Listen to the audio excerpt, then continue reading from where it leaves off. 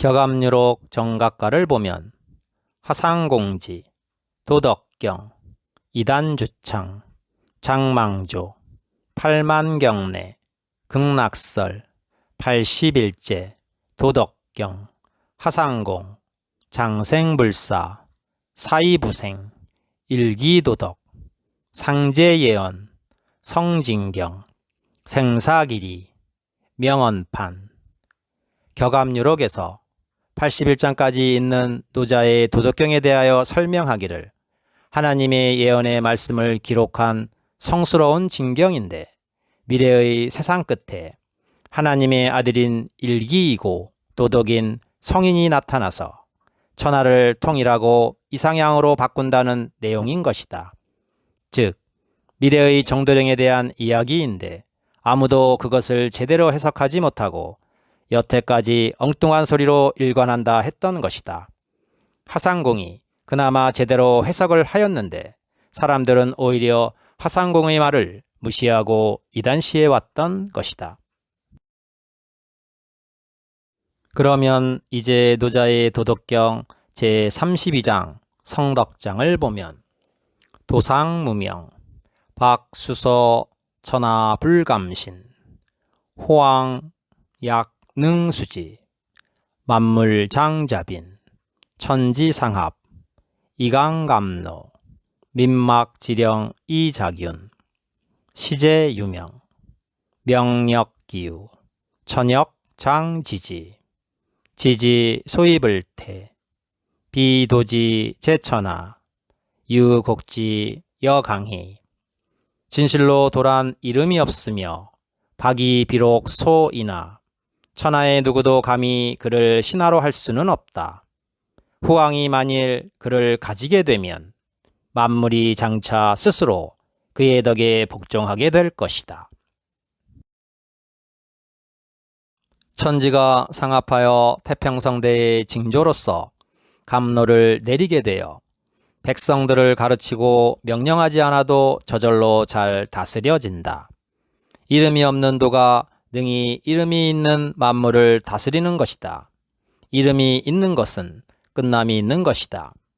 하늘도 또한 사람이 도와 덕을 행하는 것을 알고 있으니 하늘이 알고 있는 바, 즉 신령의 도움으로 다시 위태에 떨어지지 않는 것이다. 비유컨대 도가 천하에 있다는 것은 모든 내와 골짜기의 물이 강과 바다로 흐르는 것과 같은 것이다. 우리는 여기에서 눈여겨보아야 할 것은 이름이 없는 도가 이름이 있는 세상 만물을 다스린다고 하는 것이다. 이 도를 비유하여 바다라 한 것이다. 또한 박이라 하였으니 그가 비록 작다 또는 어리다 하여도 어느 누구도 그를 신하로 할 수 없다고 하였다. 그 도가 곧 박인 그 바다를 가지게 되는 후왕이 나타나게 되며 또한 만물이 스스로 그의 덕에 복종하게 되니 천지가 상합하여 감로를 내리게 된다고 하였다. 이 감로가 흔히 말하는 삼풍해인이라고 하는 것이니 불사야 불로초라는 것이다. 이와 같이 해월선생께서는 그 불사약 불로초를 바다, 복내, 금강이라 하였고 또한 우리나라의 경기고을에 있는 어느 한 사람이 가지고 있다고 했으니 기가 막히도록 정확히 꿰뚫어보고 있었던 것이다. 그 바다 복내란 말이 어떤 지명이거나 어떤 인삼이나 산삼같이 약으로 다려먹는 식물을 뜻하는 것이 아닌 것이다. 또한 금속인 황금, 은, 수은 등도 아닌 것이다. 그것은 바로 도 자체라고 하였던 것이다. 세상 끝에 일기인 어느 후왕이 나타나서 그 도를 체득하게 되는데, 즉 가지게 되는데 그가 위대한 지배자로 무위자연, 즉 박의 성질을 지닌 성인으로서 인간으로 나타날 때 차별과 대립이 없는 새로운 세상이 출현하게 된다. 그의 지배하에서만이 진정한 세계의 평화가 있을 수 있다는 말이다. 도지제천하란 이 말은 도가 천하에 있다는 말인 것이다. 즉, 도가 되시는 하나님의 아들이 이 땅에 와 있는데 비유하면 강해라, 즉 강과 바다로 비유하였다. 즉, 그 왕이 바다라는 것이다. 격암유록 해인가를 보면 진왕한무 구하 불로초 불사약이 어디 있소 홍해칠색 운무 중에 감노여우 해인이라 화오로 삼풍 해인이니 극락입권 발행하니 화자이네 무소불능 해인이라. 격암유록에서도 진시황제와 한무제가 그렇게도 찾던 불로초 불사약이 무엇인가 하면 무지갯빛 운무 중에 감로가 비와 같이 내리는데 그것이 해인이라고 하였다. 그 해인은 바로 화오로 삼풍 해인인데 극락세계에 들어갈 수 있는 입장권이며 그것이 인간을 변화시켜 죽지 않고 영원히 살 수 있게 변화시키는 불사약 불로초라고 한 것이다. 비록 무소불능한 하나님이지만 가장 어려운 것이 있으니 그것은 인간을 죽지 않고 영원히 살 수 있게 바꾸는 것이라고 하는 것이다. 그것이 그렇게 힘이 드는 것이라고 한다.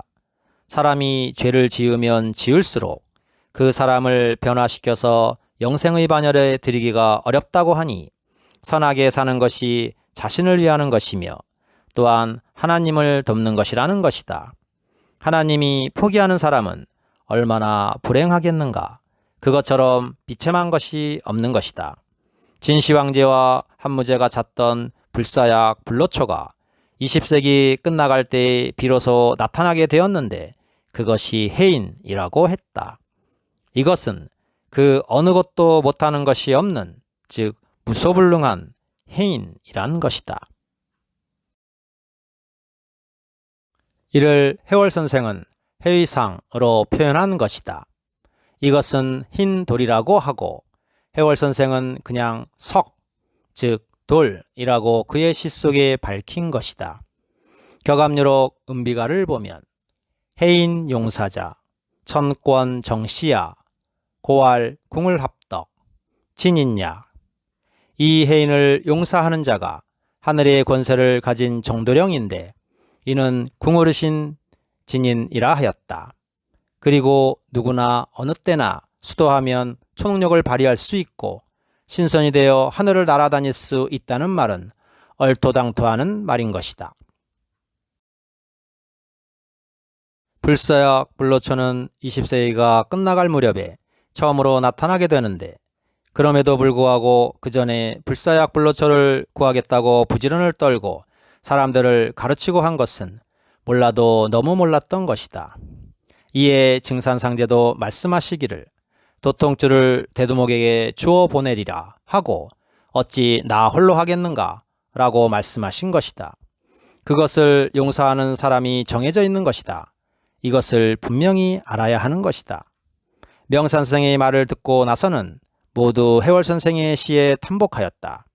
해월선생의 시는 짧고 간단하면서도 정확하고 또한 분명하며 더욱이 장소까지 밝혀서 전해준 것이다. 이윽고 명산선생의 설명이 다시 이어졌다. 문제는 하나님의 아들이 언제 어디서 무엇을 하고 있는지 찾아내야만 한다. 하나를 알고 나니 또 하나가 문제가 되는 것이다.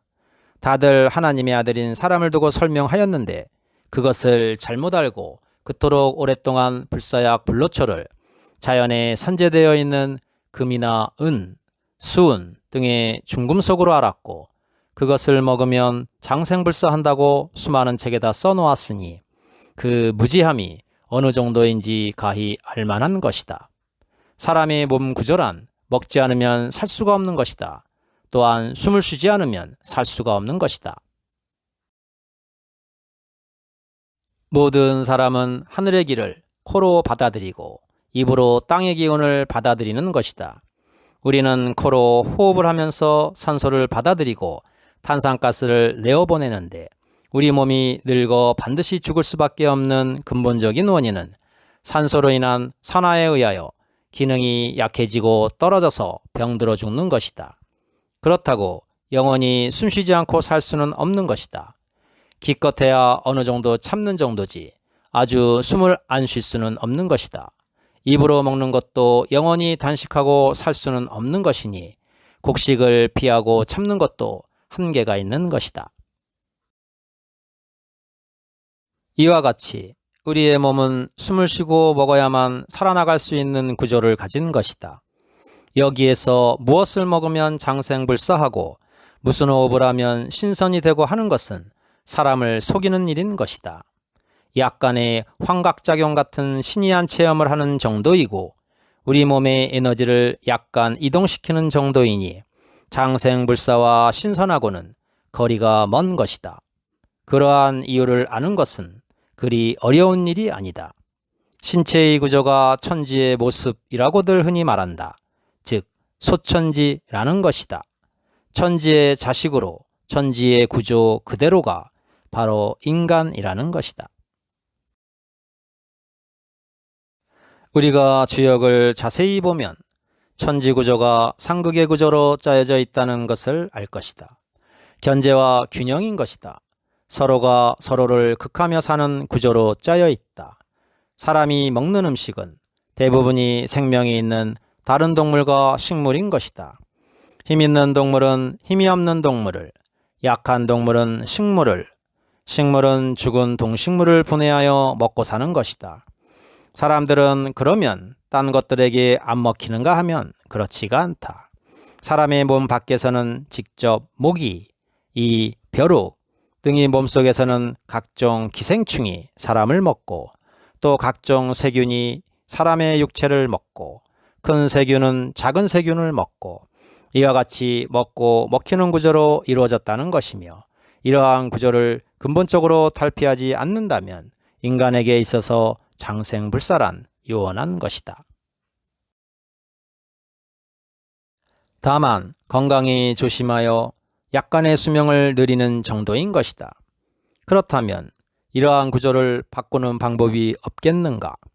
방법은 있다고 한 것이니 먼저 이와 같은 전체의 구조, 즉 상극의 원리가 바뀌어야 한다는 것이다. 이것은 힘없는 인간이 할 수 있는 일이 아니다. 오직 하나님만이 구조를 바꿀 수가 있는데 이 말을 바꾸어 말한다면 개벽이라는 것이다.